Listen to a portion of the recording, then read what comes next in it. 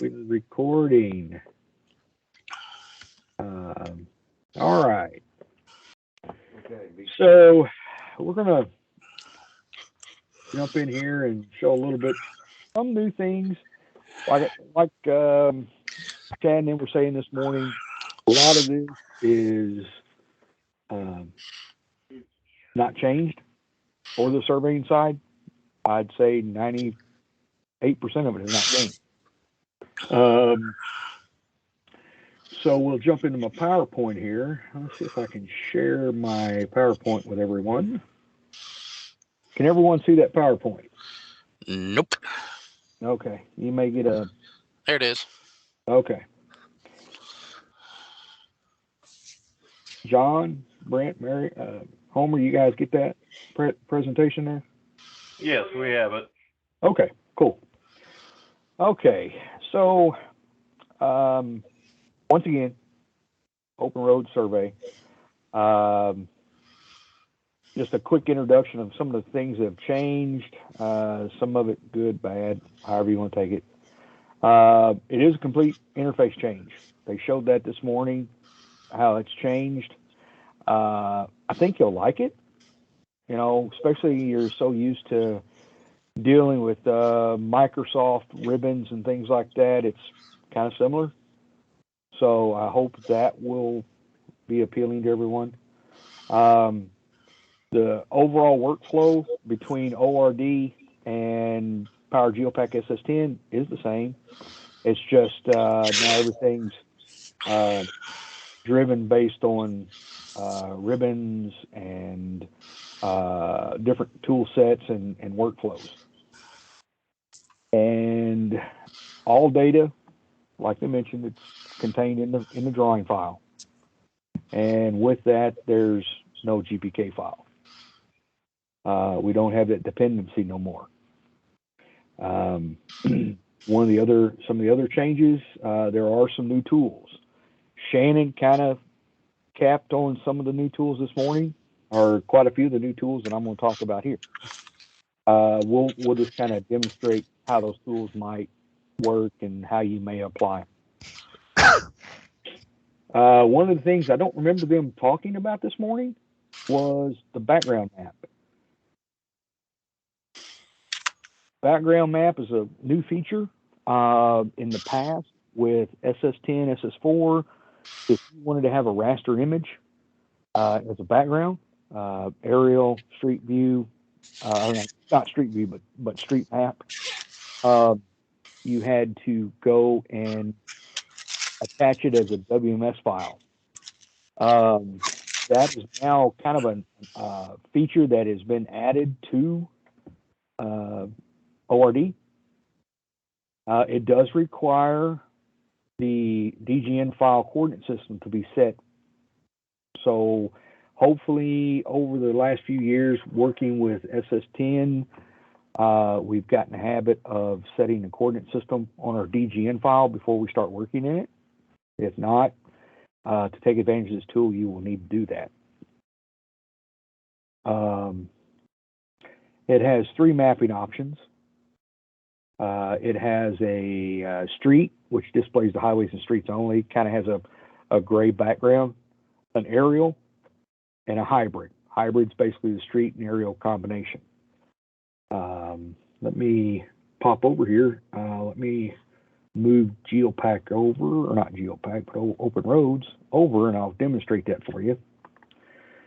So here's a drawing. I haven't set the coordinate system on. Can you guys see this, my drawing? I'm hoping it works. Yes. Okay. Okay. So up here at the top, right now it's defaulting to Open Roads Modeling. This is your workflow environment. I think this morning they talked about that. So we're going to drop down.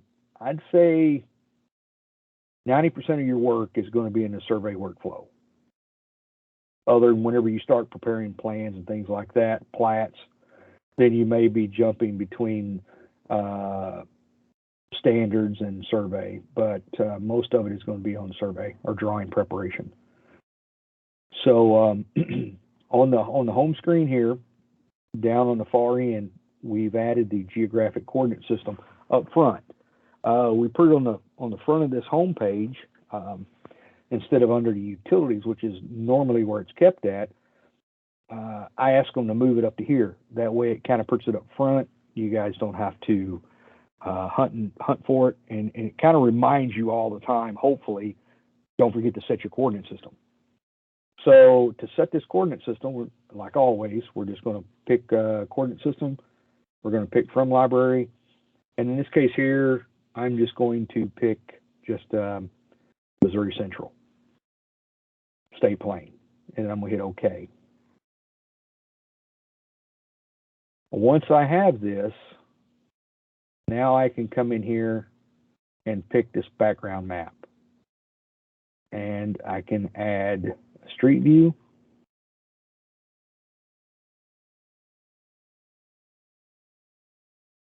And where I'm at, I'm not 100% sure. Oh, I'm out in Oklahoma, which is fine. So here's our street view. We can come back in and we can change it from street view to aerial. So we have aerial only.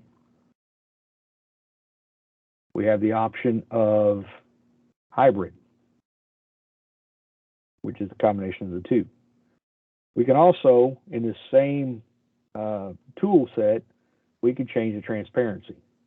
We can go from a 0 transparent, means it's fully visible, to a 50 where it's half as visible, or some increment in between.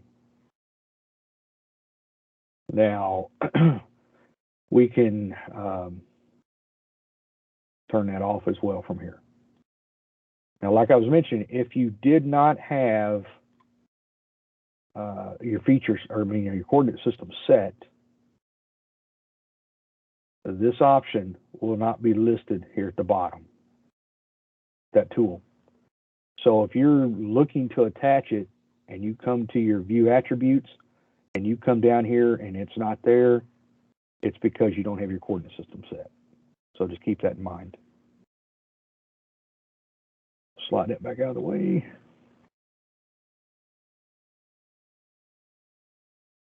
And then obviously I covered the transparency. Something new, hopefully everybody likes it. It's annotation versus decoration. The two are, here's an image of annotation. Annotation is basically it's a permanent labeling of a feature. It can be turned on and off using the levels or turn off annotation command. And here's a feature of decoration. Decoration is basically, it's a temporary labeling. It does not print. It does not scale, like I mentioned here. Annotation is scalable. I'm sorry. Yes, annotation is scalable. Decoration is not. Annotation is printable. Decoration is not, unless you want to use a screen caption. You use screen caption. Which ones will use annotation? Which one of our survey features will use annotation versus decoration? Annotation is going to be on our what I think the surveyors are going to consider their main points that they want annotated. That's the control points. You want to be able to label those control points and have that label stick with that point. Whether you want to print it off or to take to the field, or if you want to have it annotated on the plan sheet, boundary markers, and new COGO points. Basically, what we've done, we have set it up to where any feature code that lies in the range of 69 to 79, which are all of our boundary codes, or control-related codes, will be annotated. And what you see in this top one here, this annotation, this control point 102.74, and then the name control, that's how it would appear on your plan. We didn't include the elevation. I thought the elevation wasn't necessary, If someone feels like there's really a good need for it, then we would, we could entertain the idea. But our thought was like, well, we just want to show the bare minimum. If you needed the elevation, you could hover over the point and get the elevation. But I felt like the surveyors, they just wanted to know the point, what the point was, and if they put a note with that point. And decorations would be reserved for all the other type survey features. Your points that compile or make up your break lines, your symbology for your manholes, your fire hydrants, your power posts, things like that. Things that you can turn on to see what it is, but you turn it off and you don't have to worry about it showing up if you was to print it. Most people don't print that break lines and things like that much anyway. The big reason why we don't annotate everything and we went with the decoration type theme as far as text and fonts is because when we when we annotate everything, it impacts the speed performance of the drawing. So we didn't want to hurt that performance by adding annotation to everything. And so that's why we chose just those particular points to be annotated. Would it really matter? Because Brent really doesn't go that fast anyway. Well, I know, but somebody will. Somebody will. So just to kind of give you an idea, I'm going to demonstrate what it looks like. I'm actually going to bring in. I'll tell you what. Let's go ahead. I was going to show you the feature for bringing stuff in as another thing, but we'll go ahead and show you here. So what I'm going to do is I'm going to go ahead and set my coordinate system back to state plane as always, because that's what my data is in. The data I'm going to show you is in state plane. File Explorer. Once again, like we were saying earlier, nothing's really changed. We can still pull in our survey data. We still have the Explorer like before. We still have the survey default, and we still create the field book, just like as before. Or it's one way we can do it. I'll show you another way here a little bit later. Created my field book, right click. I'm going to import the file, just like before. And I'm going to pick my my state plane file. I'll demonstrate this, and if you want to try it on your end, you can. If you guys choose not to want to try it, just let me know, and we'll just keep moving on.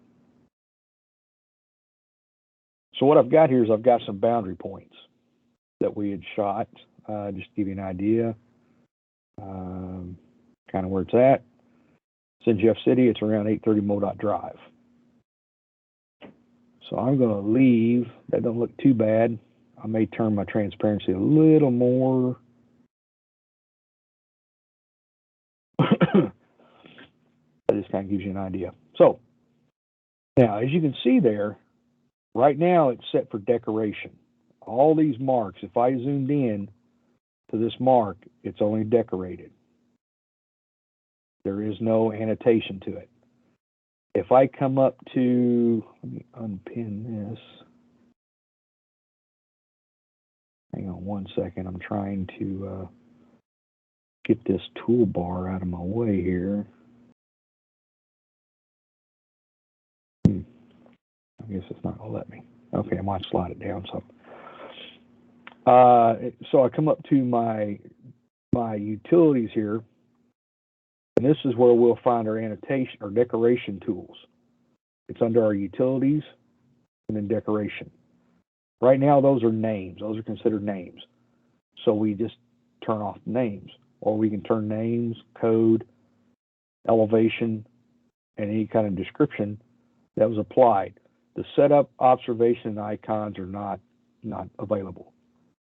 You zoom in here a little bit, you can kind of see how when I zoom, they do not scale. Okay, they stay fixed as far as what size they are. Now, I'll go ahead and turn off those descriptions. And remember, I mentioned those are decorations, and we're dealing with the point numbers that are between 69 and 79. So we actually have the annotation ability for these particular points. And where we find those annotation is under drawing production. Okay. Under the drawing production tab, I can zoom back out, do a selection set, grab all those points, grab individual point, or just do a global. If I don't want to grab all the points, I just want to take everything that's in that drawing and annotate the features that are capable of being annotated. I can just simply come up here to annotation and set all annotate and model, and then just data point out here in the open, and it annotates it. The trick is when you annotate, if you've got this checked on, you don't have to do any selection set. So if you just want to do everything in your drawing that has the annotation ability, you just turn on the global. If you want to annotate a particular item individually, then let me undo this. We come in to annotate, we uncheck this, and I select just these three marks right here, annotate, and then data point. And it's only going to do those three marks or points. So that is now printable. It will scale. If I scale my drawing, it scales with it. Whereas if I do remove annotate, don't want to do that. Let me back up. Sorry about that. If I undo the annotation after I get it back, and if I turn on the decoration, I'll just turn on a couple, three of these. And if I go back into drawing production and I switch to scale, see how the annotation stays at the same size. It doesn't change with the symbology. So that's the reason why we chose to make the property boundary items annotated and not the rest. Any questions about that? Comments, concerns? All right. Let's move to our next item.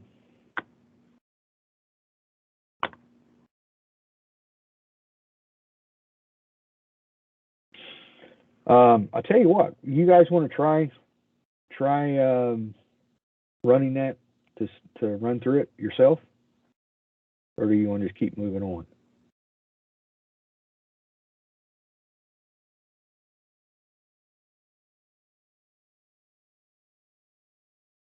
Anybody? No, I don't know where. I'll do it, Jim. So we got the annotate element. Of course, it better be from the surveyors. I've already done it before, so. Yeah.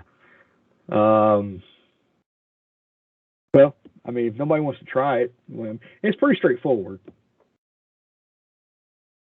Let's move on to the next tool then. Okay, so the next tool we're going to talk about is the transform tool. Once again, Shannon highlighted this earlier. The transform tool is a single tool capable of translating, rotating, and scaling an item. The tool can do all three modifications on regular and civil elements at once, if you want to do all three. Where this tool would be useful from a surveying standpoint is, if you have a reason to go between U.S. foot to international foot, U.S. foot to meters, meters to U.S. foot, and so on. It gives you that ability to transform coordinates. It also gives you the ability to translate points based on old point, new point. Some of you may remember in the old toll station days when we used that a lot, if somebody made a mistake and put the wrong occupied backsite, you could go back into the survey controller and tell it old point, new point, and do a translate as well. Now you can do that in Geopack. I actually believe it was an old tool. It was a tool that was in the old SS2 Geopack, and now ORD brought it back. Same way with rotating and scaling.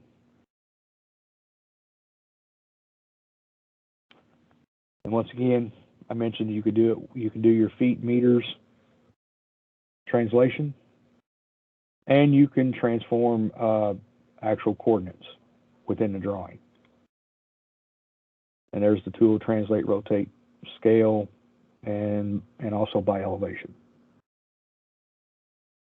So first one I'm going to look at is this translate element. You can translate an element with a cursor point. In other words, if you want to move a group of points, translate them from one spot to the other, you can actually do it just by selecting a location on your screen, and it'll move all those points that you've selected in a selection set and move them to the new location. Mainly if you want to, like, if you've got a particular point that you've stored out there that you want to move everything to, you can grab everything and then snap on a common point on the drawing and move it to it. The other option with the translate element is the delta. Once again, this one here translates the X and Y, Z based on some sort of delta value that you've determined. If you went out and you've shot some things and you know your elevations are off by 1.5 feet, then you can actually apply a 1.5 feet delta here, 1.5 in the Z area, and translate all of your points within that drawing by 1 foot, or whatever you've selected to translate. Same way with X and Y. If you know what the X and Y values are, you can translate just the X and Y value and not translate the Z.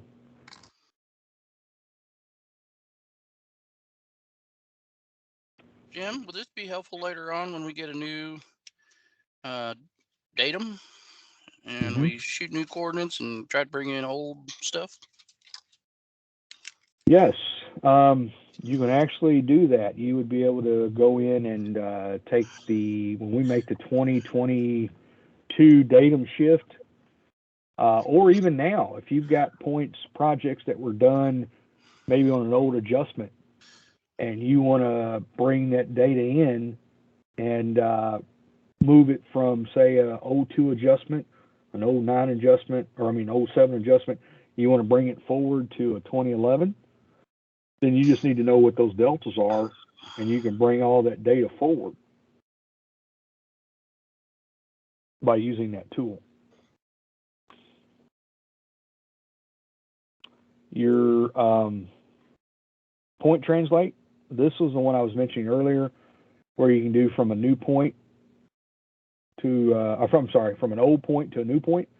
So once again, if you've got an original point that needs to be adjusted, or a group that needs to be adjusted based on an old setup or an old value, you can do that here. Like Melvin was saying, this would be a good example for this as well, is if you've got, say, an old control point or two that you've established back in 2002, and it was based on a control mark that was in the field, a passive mark, say, for you guys, maybe you used a couple of those points there at the Hannibal Airport to base your survey on.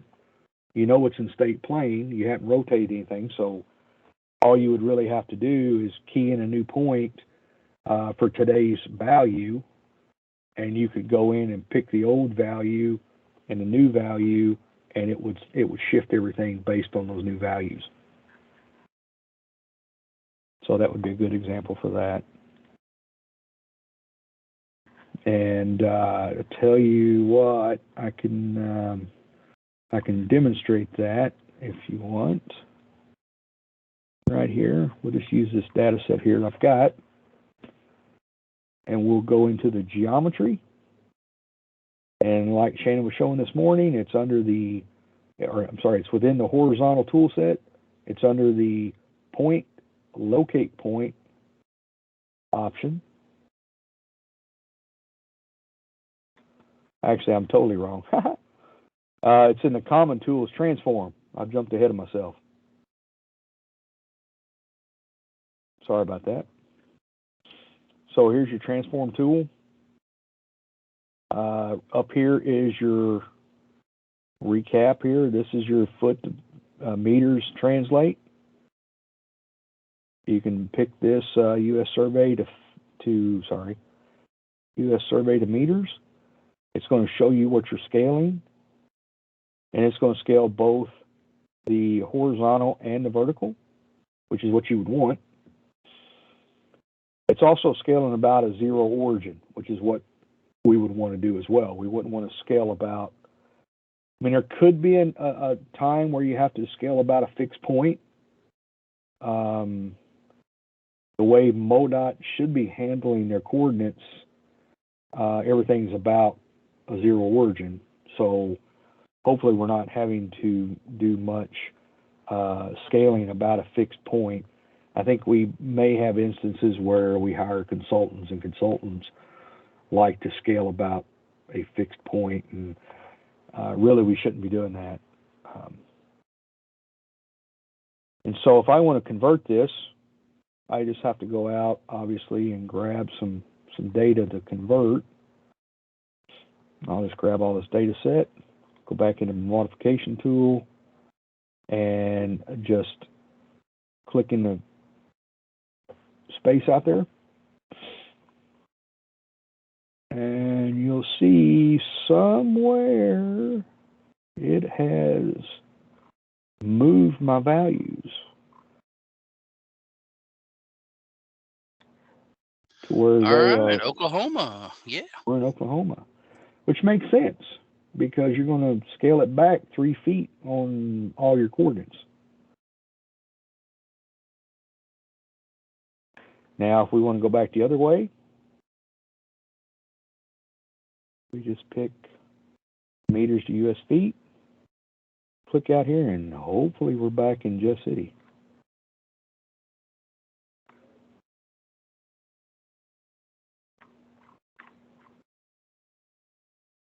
There we are. So that's a tool. Now, when you're done using that tool, you can just hit this reset all transformation, and it resets everything back. You can hit your F4 to get out of that command if you want. The other option we were talking about in here was the translating element. And by the way, this apply transformation to Z elevation, that's what this little square represents. If you don't want to translate the Z component, you can turn that off. If we want to translate just a group of points, say I want to just move these points here, and I want to move them, let's say this is my control point here, my old control point, this is my new, and I just want to move it based on elements within my drawing, then I can pick this cursor point here and snap it here, just like that. That's what that cursor point does. A lot of what we've already done before, but it does, you can do this kind of a different way in ORD, but this is actually a transformation tool. So when you get the new coordinate system, you can go out, shoot a couple of the control points, bring it all back in, and create the transformation by just clicking the old control point, clicking on the new control point. Correct. Key is as long as there's no rotation, just keep that in mind. If we do everything in state plane, then there shouldn't be a need to do rotation. Now, if you've got if this was a manual traverse with a total station, you might have a little bit of rotation, but you shouldn't have any. But yeah, you would just rotate. If you were doing a boundary, if you're doing a boundary survey, and you've got a few of the points shot in, and you've built it based on maybe what the plan said, and you went and shot it in, and you want to rotate your new values back to the old plat or old design, then you can pull your new stuff in and take these same points. And for example, if I was to come out here and draw a line, I can move these same points really just like before. I mean, you can do this before. I can move these points to that line. But it's transforming the coordinates. All right, so I'll put those back where they were. Get rid of that message. The other option is delta. As you can see, there's my delta from when I moved it. It has that delta in there. If I want to move it, say, 50 foot to the east, 100 foot to the north, and I'm just going to move this one point.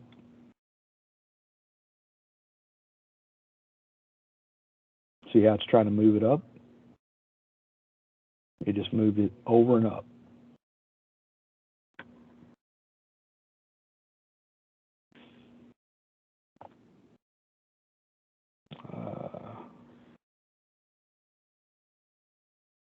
And then your point, from old point to new point. Now, once again, if you need to apply the elevation, you turn on the elevation with this little cube here that represents a three-dimensional shift. So now you have your old Z versus your new Z. So once again, if all you're dealing with is in the 2D transformation, you can actually turn that off. If you want to do a 3D transformation, turn it on. This option, these little options down here are saving your transformation. Basically, all it does is stores, I don't know if I got a copy of one in here or not. No, I don't. It just stores an XML file that records what parameters you set for your transformation.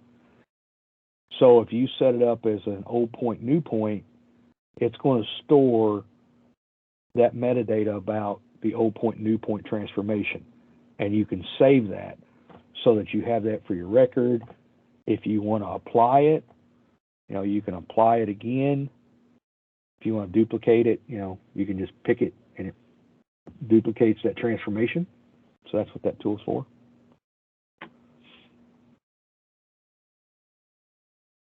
The next tool we'll talk about is rotation.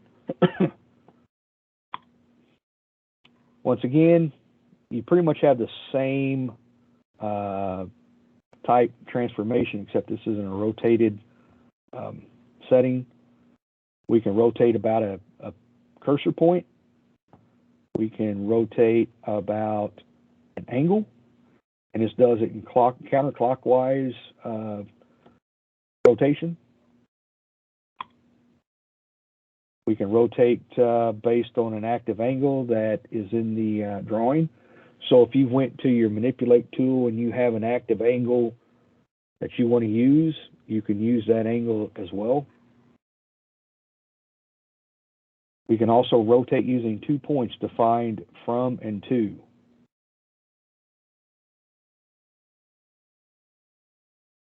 I will move this out of the way. I guess I need to talk about the about.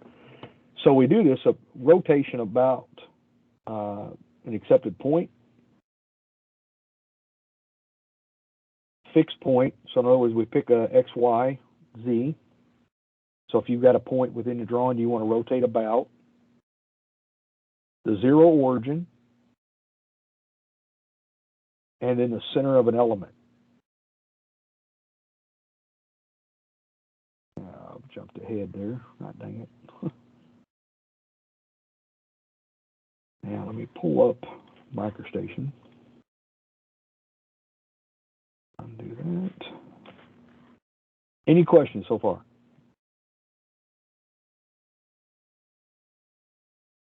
All right. I'll reset that tool. So we're going to do a rotate about a center point. I'm going to grab all of my data here.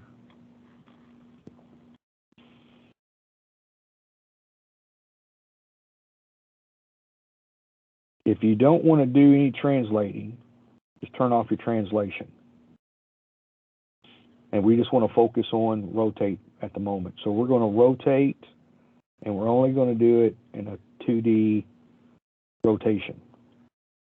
So we're going to accept cursor point and about accepted point.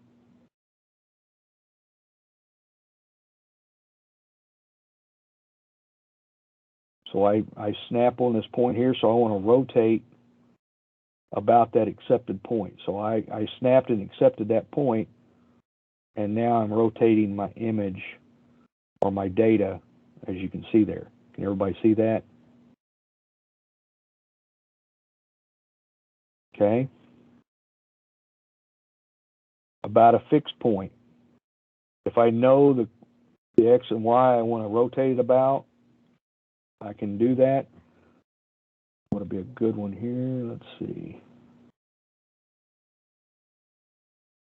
Guess I need to get a.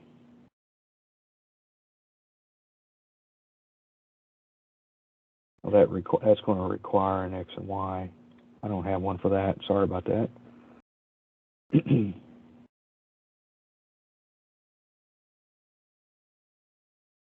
Well, I can pick a point, so I can pick a point out of here, so I could rotate about that. Then we have a zero origin. Oop. What did it do to me? Oh, I know what it was doing to me. My bad, sorry. This cursor point only works with accept point. I've tried this before with the other stuff, and it doesn't do anything. The fixed point origin element, it works with these angles here. So angle point and accepted point.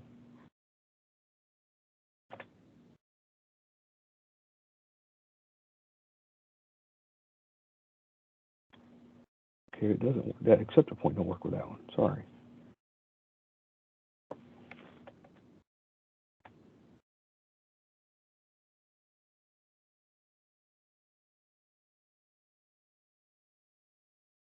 Now this one rotated 10 degrees about a 0. I can change that to 50. About that 0. And it rotated again from that 10, rotated again 50. So there is that rotation. You can rotate about 0.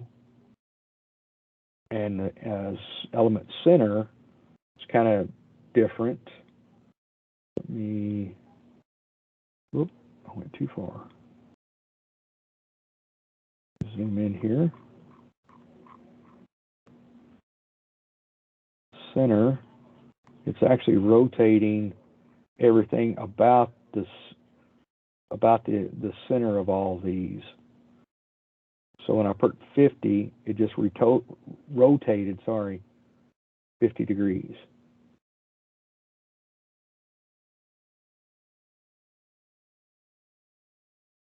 About the center of the element. So the center of this, it rotated 50 off of it. Center of this, rotated 50. Active angle, we can put in an angle to rotate by. And you can fix it by your fixed point or your zero origin or element. And then your direction. your old bearing and new bearing. So say from the old is 0, new is 90. It just rotated everything 90 degrees. And it did it about element center. Now if I come in here and I do an undo, and I switch this to origin, it should rotate the entire object 90 degrees about 0, so it should be, where did it have to go? Oh, right here.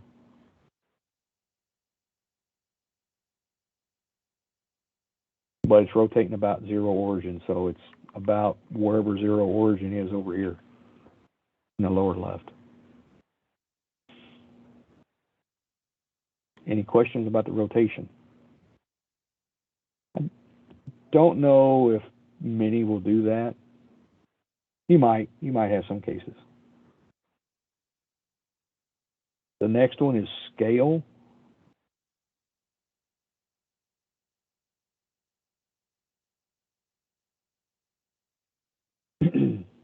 If you leave any of these turned on, it's giving you the option. Remember I said that you can do all 3 of the functions, transform, rotate, and scale at the same time? Well, as long as you have these selected, that's what your options are.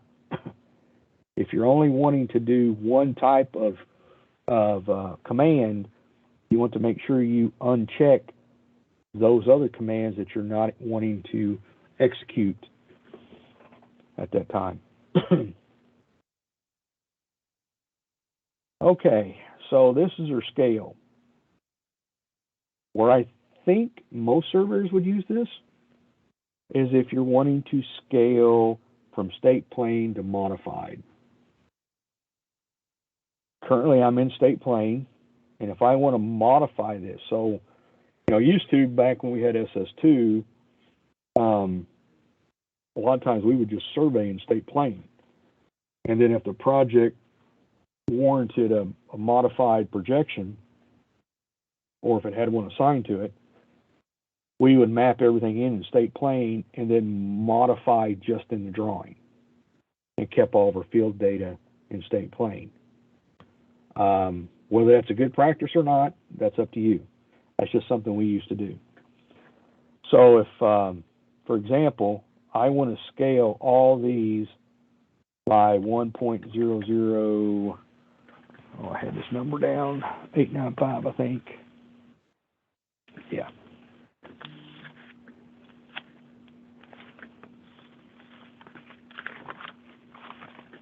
Yeah, it was 895. 895.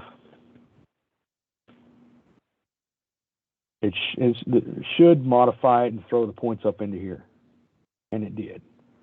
Now, just so you kind of know, now we just hit the F4 to stop that command before it goes and moves anything else.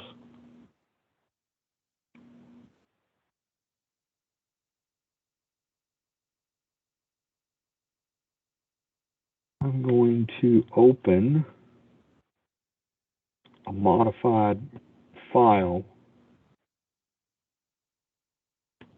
that I've pre-modified using our tools, our modified tools. What point number is that? That is 503. 503's value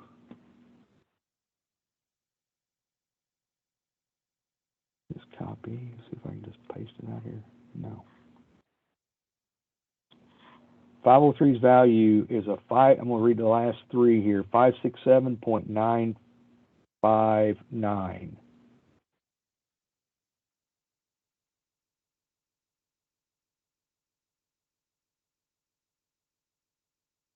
56795 or 96, whichever, however it rounds up. So it's the same number. So you can scale state plane to modified using this if you so choose.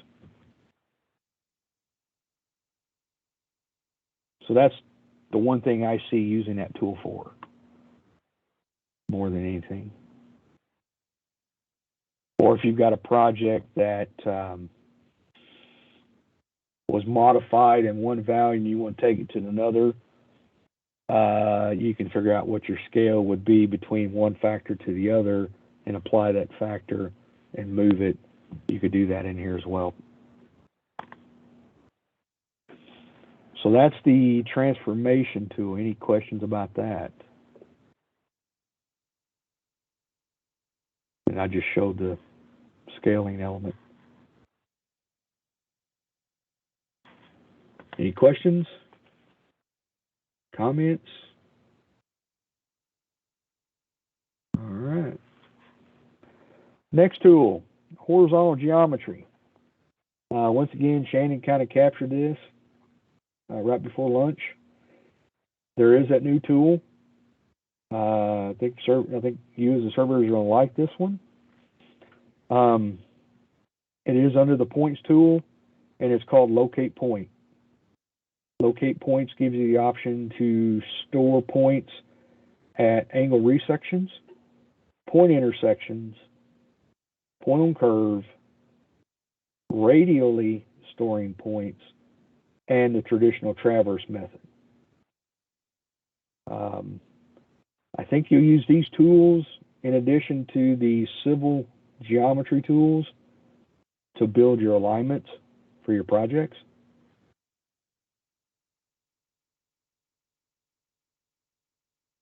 Here's an example of how we would do the angle resection. Basically, it creates a point at the resection location of two interior angles. So what I've done here is I've picked this point here, CP 101, as my first point. I've picked this 502, which is up here in the center, the right-of-way marker. And then I've picked the right-of-way marker off to the right-hand side, which is 501, as my third point. And then what it does, it computes an intersection between, or resection between line 1, line 2, using those interior angles.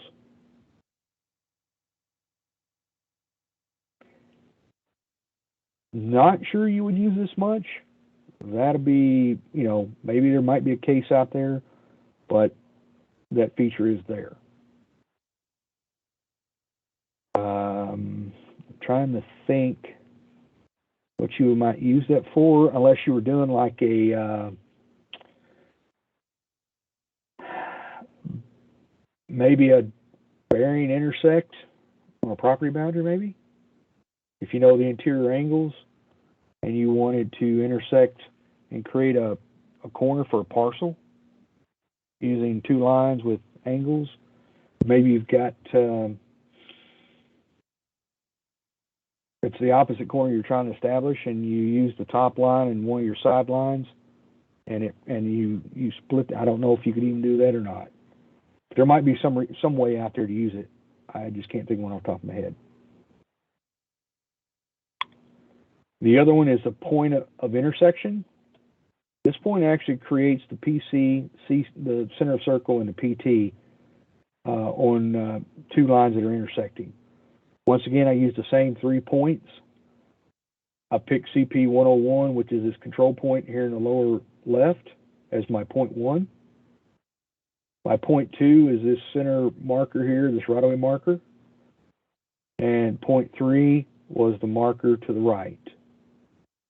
Using those 3 points, I defined the two lines, and it created the PC and the PT on those two lines using this center point, this 502, or what you may be able to see better is the survey right-of-way marker. It used that for the PI. And then it created the center of circle based on that information. There may be an instance where you want to create curves based on that, or maybe you've got a couple tangents and you want to go ahead and store everything that way. That's an option. The other tool is the point on curve, or point of curve, sorry. Point of curve stores radiuses utilizing the Kogo points or microstation elements. On the left here, all I've done is drawn a simple microstation element. So if I've got an arc and I want to actually store a radius point, might do this if you're doing some construction layout. They don't give you a radius point for, say, some curb and gutter, and you need to create it. You can identify that that arc of that curb and gutter at a radius point, you know, like in an island or something. You can identify that and actually store a radius point. Back in the old days, whenever we used to do things in construction more, I can remember a lot of times if it was a short radius, I would set the radius point and just pull a chain off or a tape off of that radius point and just take some white paint and spray my arc on the road, showing the contractor where they needed to put their island. That's a possibility. There may be some boundary possibilities there too. A point on the right-hand side, this one we're just using actual points. So once again, I've used those same three Kogo points, control point, and two right-of-way markers. I defined those 3 points, and it created a center of circle based on those 3 points. It's assuming these 3 points, it's defined the arc based on those 3 points, and then created the radius point.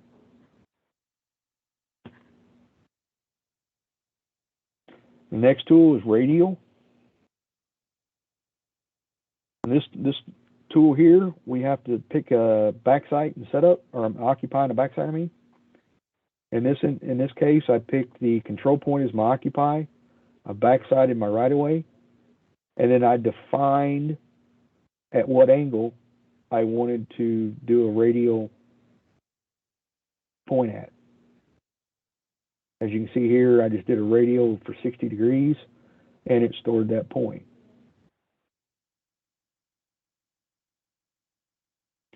I know you guys can use this for, would be a good opportunity to use this for doing boundary work. If you have say a tract of land you're trying to put in, and maybe you found the front 2 pins, property corners, and you want to create the back corner, you know the interior angle, you just turn the interior angle and go that distance and set that point. And then traverse around that way as well, if that's how you want to do it. Maybe you're just missing one, you don't want to have traverse. The other method is traverse. Basically like Shannon was showing this morning, you can use the old traverse functionality or methodology where basically you occupy a backsite, give it an angle or bearing that you want to go and distance, and you can begin storing points to traverse around a property or right away or whatever you may want to develop. And it stores Kogo points. You can do this with points from a field book. So from your property corners you've picked up in the field, right-of-way markers you picked up in the field, you can use those points to traverse from. You can create control points to traverse from, or you know, if you've got existing topo points, you know, break line points, you can traverse off of those. So if it's in the drawing and it has a coordinate value, you can traverse from it.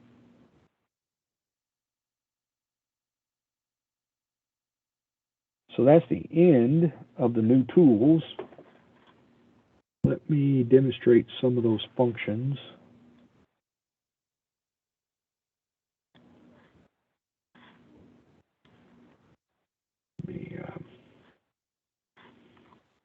All right, let me get back to my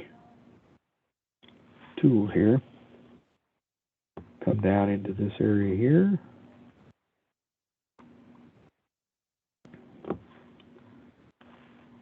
So once again, we'll start with that locate, which is located in our horizontal under the geometry tab. And we'll start with the angle resection. As you can see in the dialog here, it's asking for a point 1, 2, and 3, and what is angle 1 and what's angle 2. It's also asking for a feature definition, a name for that feature definition, and any kind of description you want to put with it. So first thing I'm going to do is go ahead and accept the angle resection command and then select my point 1. So I'm just going to come over here. A lot of times when I'm doing this, if I know I'm going to be snapping on origin of points and not necessarily working with line work, I like to change my origin snap, or change my snap command to origin. And then I snap to that point, identify point 2, identify point 3. My interior angle, if I want that to be, say, 30, I'll key in 30 and hit enter. It's asking me for my second angle. I'll key in 110. Whoop. And it stores, or it gives me a preview of where it's going to store the point. If I don't like that location, or maybe I messed up and that should have been 10 degrees, all I have to do is come back over here and change the dialog, and it will change to 10 degrees. Or maybe I messed up totally and it should have been 70. So I can change these on the fly before I accept my point.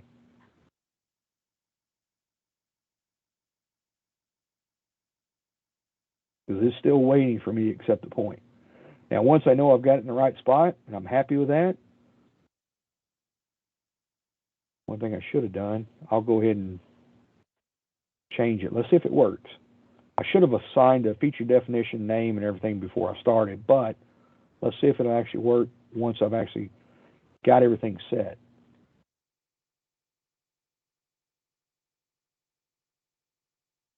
Once again, I'm going to come into standards, drafting standards. I'm going to pick my miscellaneous, and I'm going to pick my Kogo point. I'm going to name this Kogo point, point 1. And I'm going to give it, a note calc. Okay, it stored that point. Now, I'm going to go into drawing production. I'm going to turn on element annotation, and let's see if it, oh, it made it a 0.4. Okay. But it did store it. And it assigned it a point number. I must have hit something wrong. And now that point number is in the drawing. If you want to generate a report, if you've already created all your points and you want to generate a report, come up to your reports, horizontal point report, accept it, and it just generated a report just for that one point because I had it selected. And it's telling you it's a Kogo point, and we've assigned it point number 4.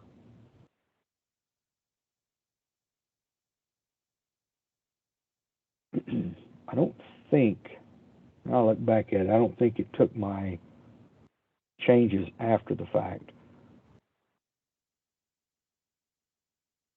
So just make sure, I don't think it did. I don't think whenever I created that point that it took my change down here in the feature definition. So before you start this command, make sure you assign it what points you want to make it and what description you want to give it. Then start the command Hey, Jim, point. Yeah. can you like click on that point number 4, hit the F4 key first, and click on that point and go to properties? And can you rename it by chance by doing that? I think you can. I don't know if point number 1 was already taken or not, but so there should be a properties. There you go. Yeah, you can. And I can go ahead and assign calc to it as well. And now it just renamed it and added the description to it. There shouldn't have been a 4. That's why I don't think it took the assignment of the feature definition and the description and number.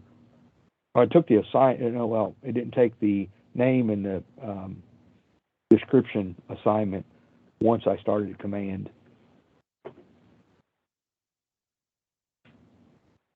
So now you've created a parcel. If this was your parcel, you've created the corner for that parcel. If that's the case. We'll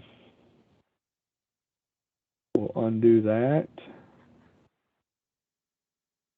Same tool, just different feature or different method. Point of intersect. Let's go ahead and set our point. I'm going to set this to number 2. And we'll just use calc. Point of intersect. First thing you have to do, and I always forget this, I pick this over here and I get the feeling that I've already executed the command. Now I'm ready to start clicking points. And the first thing I do is I come over here. And then if I don't watch, it's wanting point 1, but really I thought I've already picked one, but in reality, all I done was picked the method, because it's asking me to define the method that I'm wanting to use. And if you get in a hurry, you'll assume it's asking for 1, and in reality, you're just picking the method, and you wind up starting 1 here, 2 here, and then it's saying, okay, where's 3? And you're like, well, I've already picked all 3. I don't know, really you haven't. So just keep that in mind. So pick your method, then your points,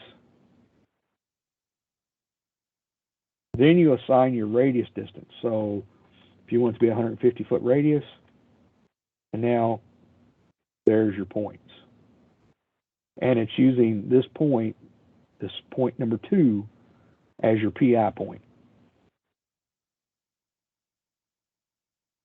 And then I hit there, and it's just went and created points for all those. Now, I'm not sure, Kevin, why. Oh, I know why, because I got out of the darn thing. I was wondering why it went to Kogo point. Let me undo that again. Try it again. I mean, if you leave them as Kogo point, they be labeled, or can be labeled, or do you want to? What point do you want to feature that, or point feature do you want to use? Well, if I use Kogo point, what it was is I got out of the command, come back in, but I wanted to start my Kogo point list at 10, because sometimes surveyors want to define a certain number for some calculations or something. And I remember I got out of the tool and come back in showing that example of not to automatically assume it's asking for point 1 when it's really asking for the method. Gotcha. Yeah. So now I'm going to pick, so I've already assigned point 1. I've accepted it by moving into a different dialog. I'm going to hit my method. 1, 2, 3. I'll pick the radius of 150, and then I'm going to accept it. Now, let's see if it held those point numbers. There's 10, 12, and this is 11. And we can draw a line from those 2 points and zoom. Where did it snap? Oh, it snapped on into that. God dang it.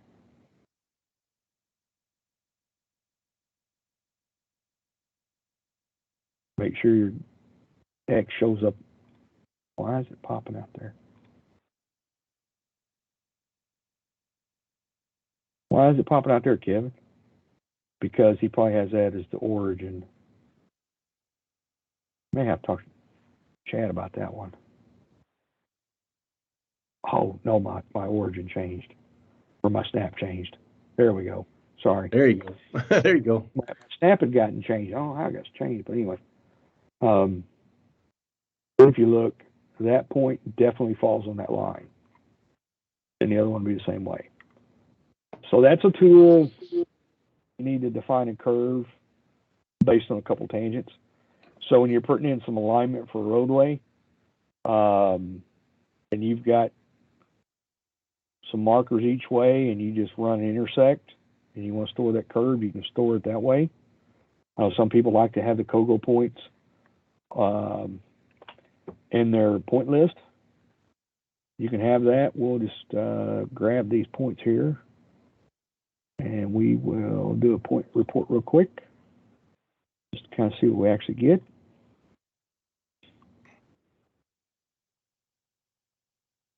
Oh, some other screen, sorry.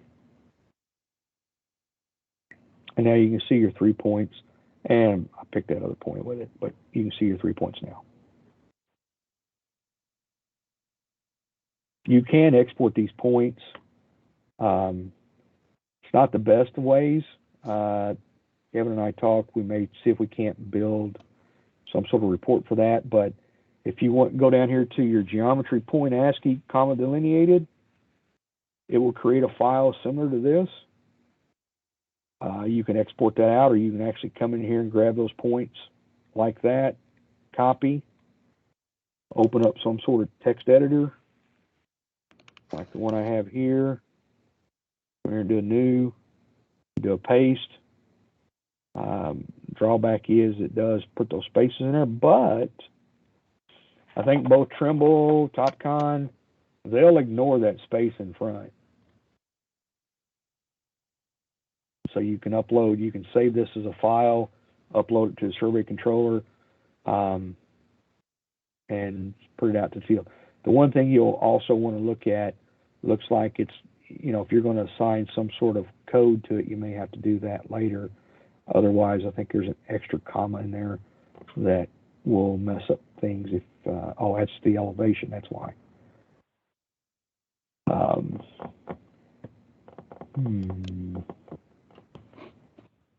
I wonder, Kevin, if I don't know if it would be a need the surveyors would care about, but I wonder if we can ask Bentley to consider putting elevation in here.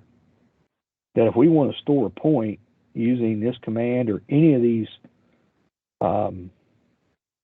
point locate tools, that you can actually locate a point and assign it a specific elevation. Yeah, we could try that. If you edit the point again, I was going to have you try to edit the point and just see what options we get in there when you select it and bring up the properties. Is there any? No, there's no. Oh, elevations there. See elevation? Oh yeah, it's null. Yeah, so it's you all could. kind of goofy looking, but I wonder if I you think can. so. It's a null point. I'm just going to give it 300. And then if I pick the report, let's see what it does. It assigns an elevation. So you can assign the elevation. I know in some softwares, when you calc a point or define a point with a tool, if you tell it you want to define it in a 3D manner, it will let you put an elevation. And I even think some of, like the point command tools here, see, you can put in elevation. You can put in a value where it lets you. Yeah, that's supposedly new from what Shannon was saying. You can actually get a elevation from a terrain model too when you do this. That might be, you know, I guess if they're using this command, they might be able to get it this way, but you got absolute value, you got relative to alignment. But if there's I think it'd be nice to have that option on this locate point command too. Yeah. Because if they don't have an alignment, if there's not a need for an alignment, but they need to have an elevation, or something like that assigned to a point, they can assign an elevation.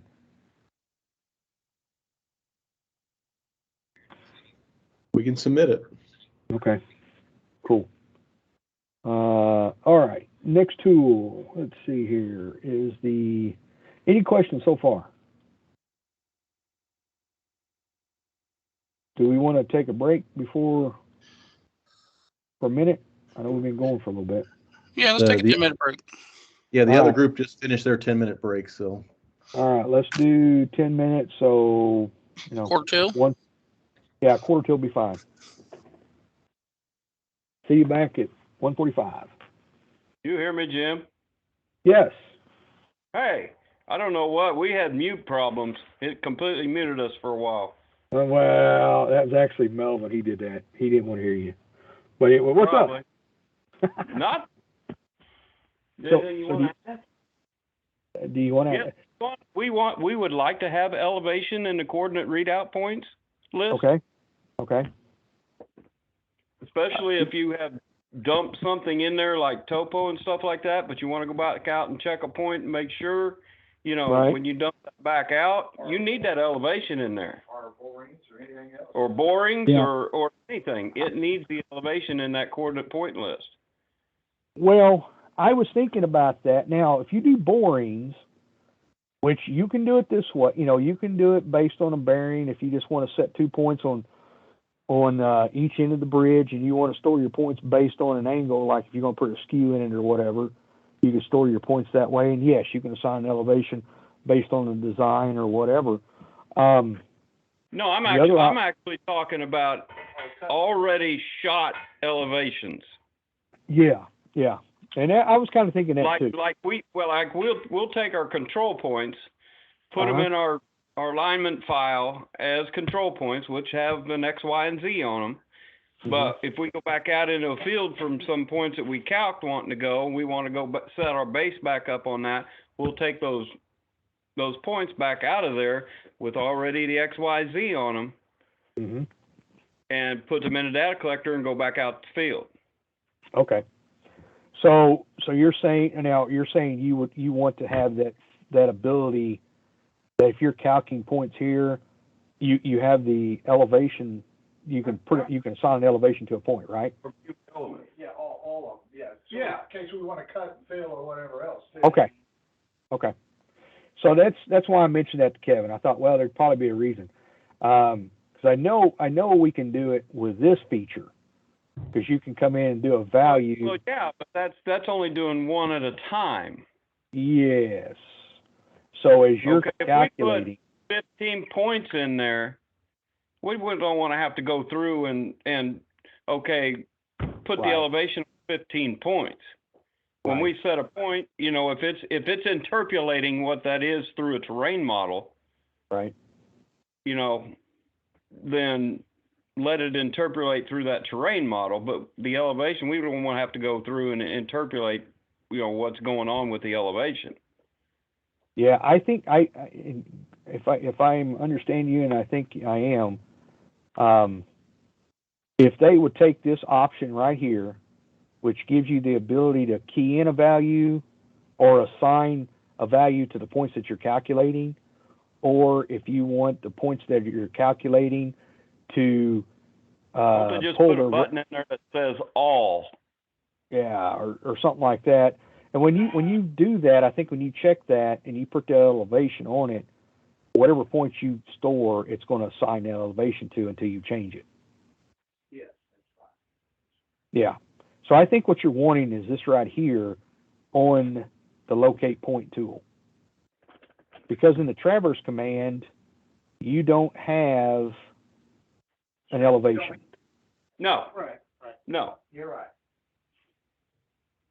But if you're going to store anything, either using traverse tool or one of these other commands that I have in here, I would want to have the option. There's a case where I may want to have an elevation, and having it in this command would be nice. And I don't have to go back and either change each individual point manually or do some other around the hill and over the dale type thing. you use a LiDAR tile and you drop points on that LiDAR tile, right now you're kind of interpolating what that elevation is in between the lines. Mm-hmm. So if you do 4 valley sections that you've done the line work in, you don't want to have to go through and assign an elevation all of those by interpolating. From what I understand on this, it's going to give it an elevation based on that terrain model. Yes, that's what we want. So, That's what. Yeah. So if that option is there to say, okay, all points, we want elevation on all points that we export, that would be great. Yes. Yeah. That command, it's not over here on this locate point. I totally agree. I like to have it over here as well. You do have that option under the just a point only, but that's manually storing individual points. So. Right. Yeah. So. Nope. I think Kevin jotted that down, or I'll make sure he's got it to see if Bentley. Are we going over how to locate points on element? Locate points on elements. Like a chain. Locate points like station. Like station and offset. Oh yeah, like yeah. We can build something like that. Yeah, we can do something. Because we use that all the time. Yeah, and actually it hasn't changed. It hasn't changed? It hasn't changed. No. If you do locate point. I couldn't find it in here just kind of going through things where you like locate point on element, or station offset, stuff like that. That is. Or how to store a chain, we haven't done that either.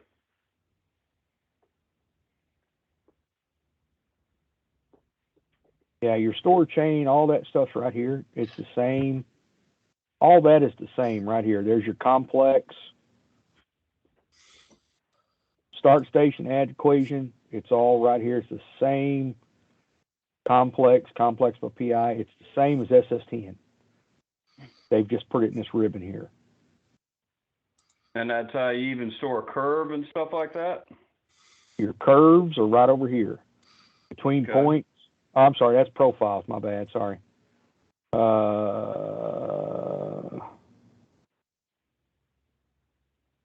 Under arcs or under arc, you got between points. You have to change that between an arc and a chord defined curve too. Okay, and I'll show you where that's at. Don't let me forget, and I'll show you where that's at as well. Go ahead and take your break. Yep. Go ahead and take your break. Like I said, in case we don't lose you again, one thing we're still talking here, we would like some type of pamphlet or quick find list or something that we could have so we wouldn't have to watch the videos all the way through. We don't know how much you're going to break this down for videos, but we wouldn't want it for a long length of time to watch a 10-minute video when we just got one question, Sure. Too, so with that. Yeah, and actually, I do have the manual that we have for SS10 that has been upgraded to show the screen captions for ORD.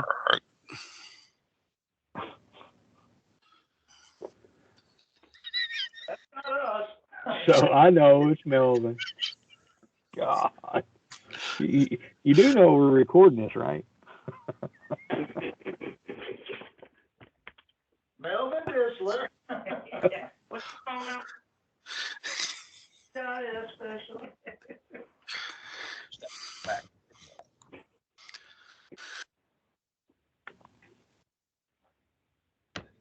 I thought that was the Budweiser frog there for a minute. I did too. Oh, I'll be right back, guys.